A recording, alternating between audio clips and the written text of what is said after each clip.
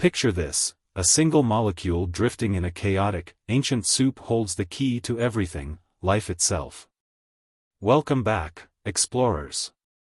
Last time, we unraveled the wild puzzles of prebiotic chemistry, how amino acids, the building blocks of life, faced a gauntlet of impossible odds: stability, reactivity, and that eerie mystery of homochirality.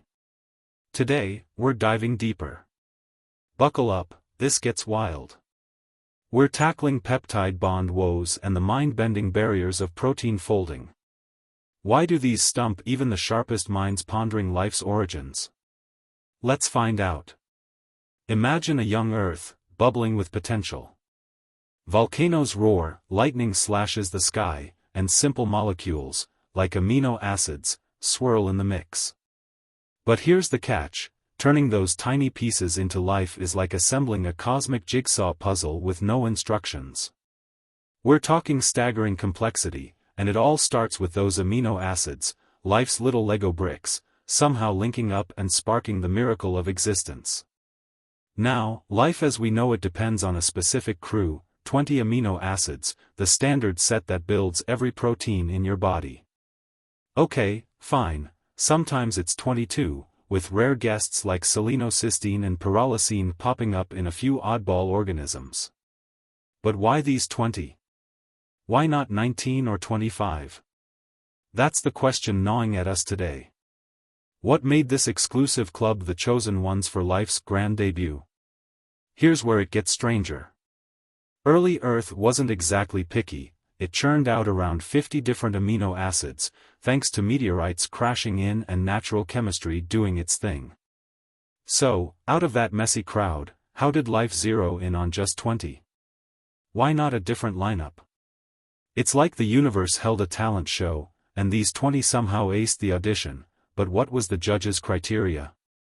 Think about this: if Earth had 50 amino acids floating around, picking the exact 20 we use today is like winning the cosmic lottery. Many of those extras were unstable, zapped by UV rays, cooked by heat, or dissolved in water. Some needed rare energy boosts or catalysts just to form. And the raw materials? Scarce. So how did life pluck this perfect handful from a chaotic pile to build something as intricate as you or me? Many amino acids are unstable and break down under high UV radiation, heat, and aqueous conditions. Some amino acids require specific energy inputs or catalysts to form, which were not universally available on early Earth. Precursor molecules needed to synthesize amino acids were not always abundant, limiting the overall number of amino acids that could form. Given the limitations of early Earth's chemistry, how did life rely on this limited set of amino acids to build complexity? Now, let's crunch some numbers. Don't worry, I'll keep it simple. Imagine you've got 50 amino acids in a hat, and you need to pull out 20. How many ways can you do that? The math says about 47 quadrillion combinations. That's a number so big it could make your head spin. So, out of all those possibilities, how did life nail the exact set it did? Was it dumb luck, or something more? But wait, it gets even wilder. A study from 2015, digging into 100 million random sets of 20 amino acids, found something jaw-dropping. Life's chosen 20 seem optimized. They balance size, charge, and water-repelling traits like a dream team. Only 16 other sets outdid them, 16 out of millions. So, are we saying this wasn't random? If it wasn't chance, what guided this pick? Here's the kicker: if these 20 were so perfect, how did they get selected without a referee?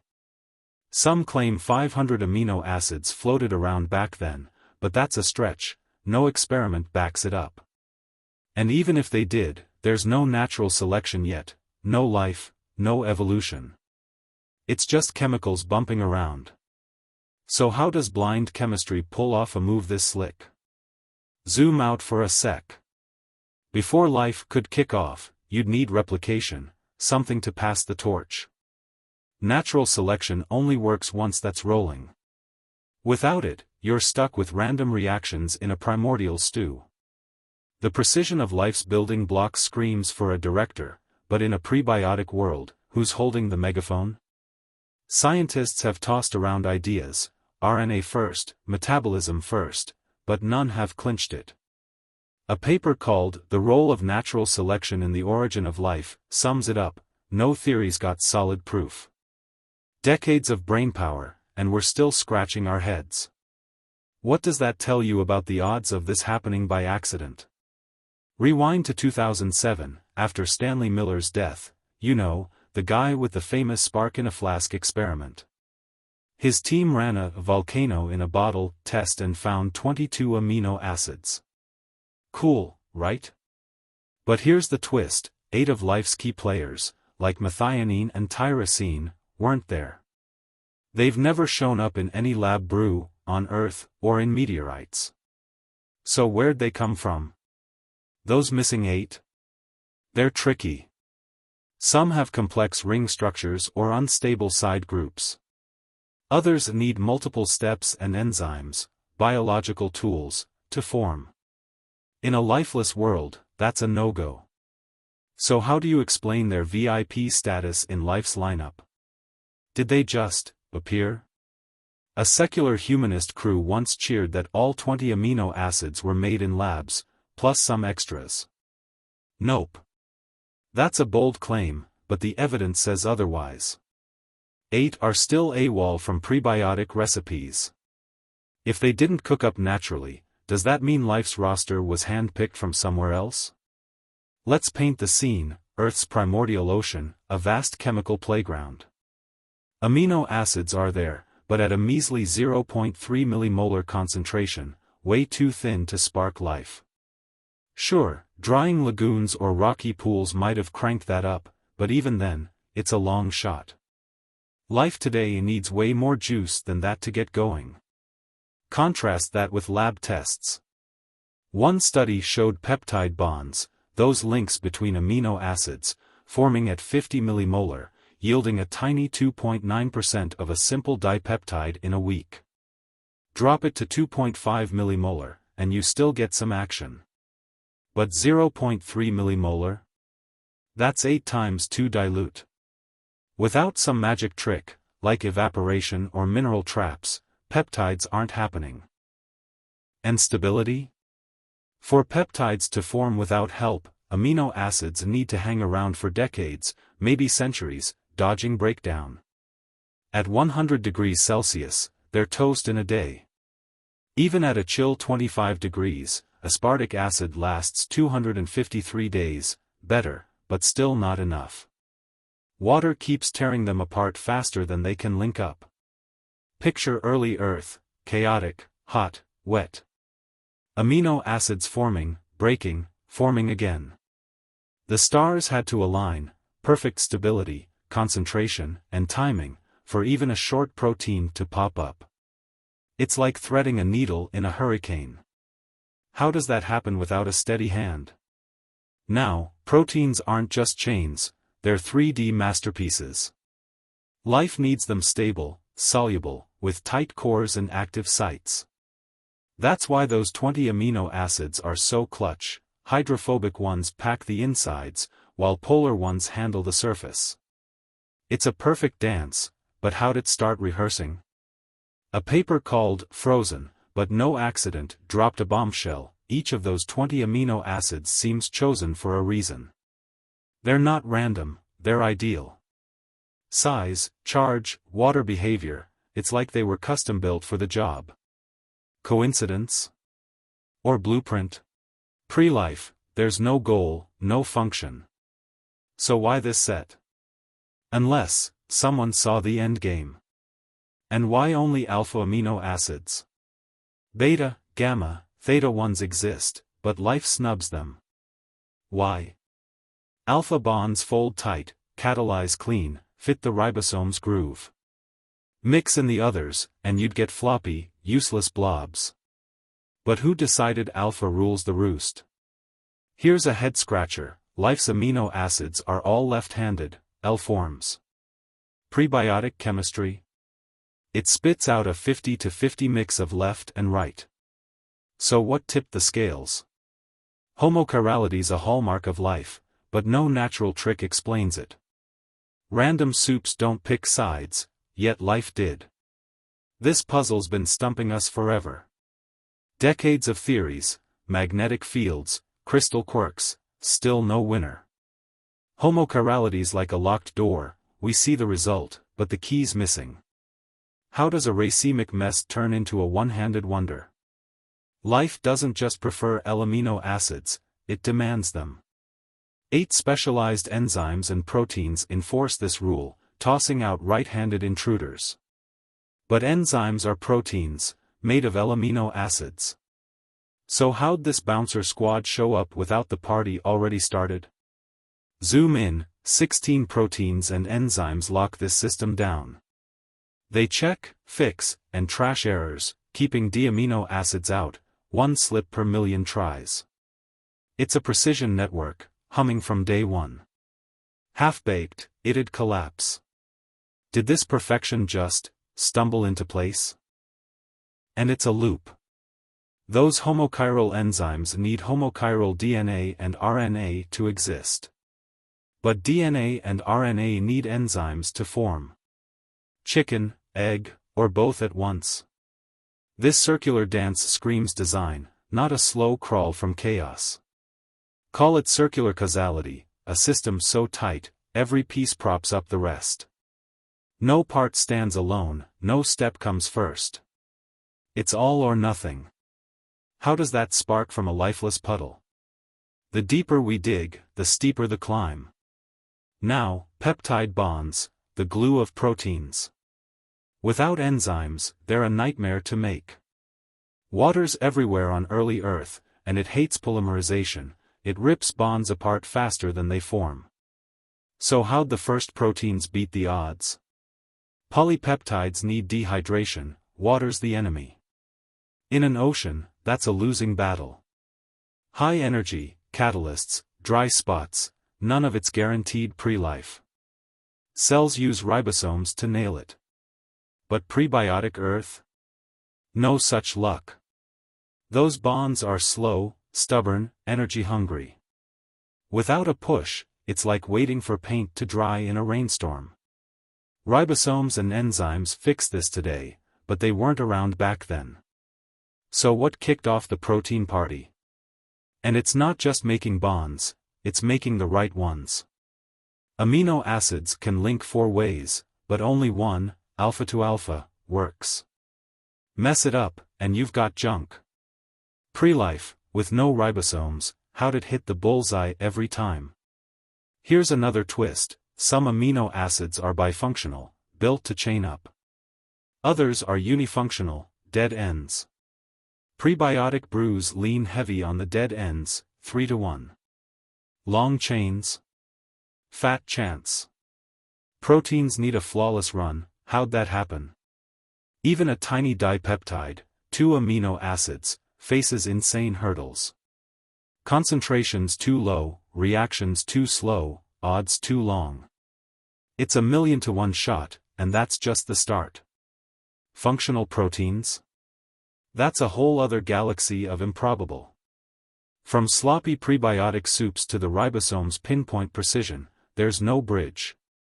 That molecular machine, stitching amino acids with codon blueprints, is a marvel. But without a system already running, how'd it pop up? The gap's a chasm. Once a protein's born, it's gotta fold, fast. A 100 amino acid chain has 10 to the 30th power shapes to try. Yet it nails the right one in milliseconds. How? Energy landscapes and chaperones steer it. Without them, it's lost in the maze. Here's the kicker, 10 to 20% of bacterial proteins can't fold solo, they need chaperones. But chaperones are proteins too. So which came first? A protein needing help, or the helper needing its own help? It's a deadlock. How do you kickstart that? Early proteins, flopping around without chaperones, would have misfolded into useless clumps. But chaperones need folded proteins to exist. This chicken and egg tangle throws a wrench in every origin story. Every clue we uncover piles on more awe.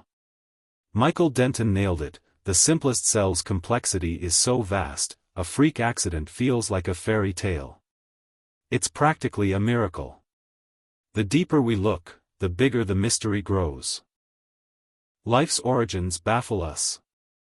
Amino acids, vital for proteins, faced chaos on early Earth, 50 varieties, yet only 21 out, a 1 in 47 quadrillion shot.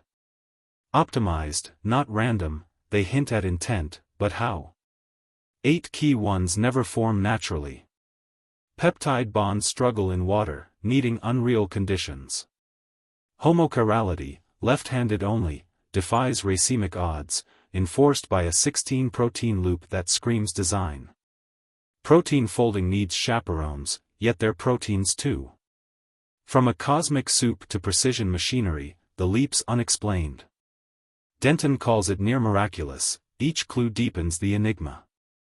Next, nucleotides and self-replication. Next time, we're charging into the wild frontier, nucleotides, lipids, self-replication.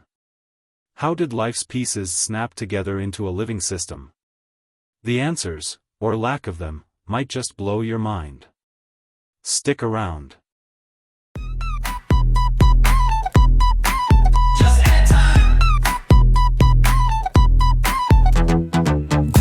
Sarcastic, dance floor ready critique of naturalistic origin of life claims. Big hits and smooth pad swelling in and out. Alright people, let me tell you a story. A long time ago, before the DJs, before the dance floors, there was a puddle. And guess what? That puddle? It made you. They say no blueprint, no design, just time and chance, yeah, that sounds fine. No chef, no plan, no guide in hand, just a chemical rave in the pre-life sand. 50 amino acids crash the scene, all mixing and twisting. Know what I mean? But 20 made the VIP list, the rest got ghosted. Poof, dismissed? Just add time, watch it grow. No instructions, life will flow. Shake that soup, stir it twice. Roll the dice, ain't that nice? Just add time, watch it grow. No instructions, life will flow. Shake that soup, stir it twice. Ain't that nice? Groove rides for a bit. Deep house, chords swelling, hypnotic bass stomping beat. Now listen up, don't ask why. Proteins fold, but they ain't got eyes. Peptides link up real nice and tight, but water's around, so they break overnight. Homocheiral hands all left, none right. Half should be backwards, that ain't right. Somehow nature just flipped a coin. Nah, man, someone rigged the joint. Just add time, watch it grow. No instructions, life will flow. Shake that soup, stir it twice. Roll the dice, ain't that nice? Overthinking, self-replication initiated. Error. Please insert intelligent input. Data not found. Life requires information. Please contact a designer. Beat slams back in high energy. Hypnotic house groove carries out. Funny thing about soup, you stir it all you want, but it never codes for proteins, baby. Ain't no DJ in the sky dropping that track. Then who's spinning this reality? Thinning this reality.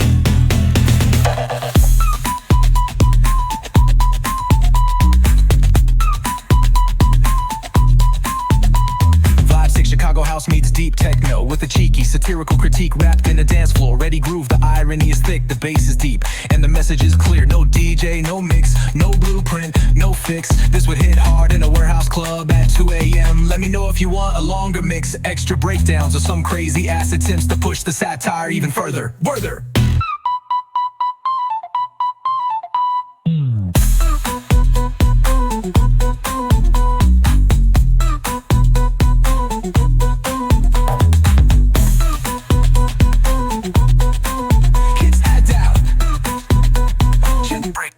Or some crazy acid sent him to push the satire even further.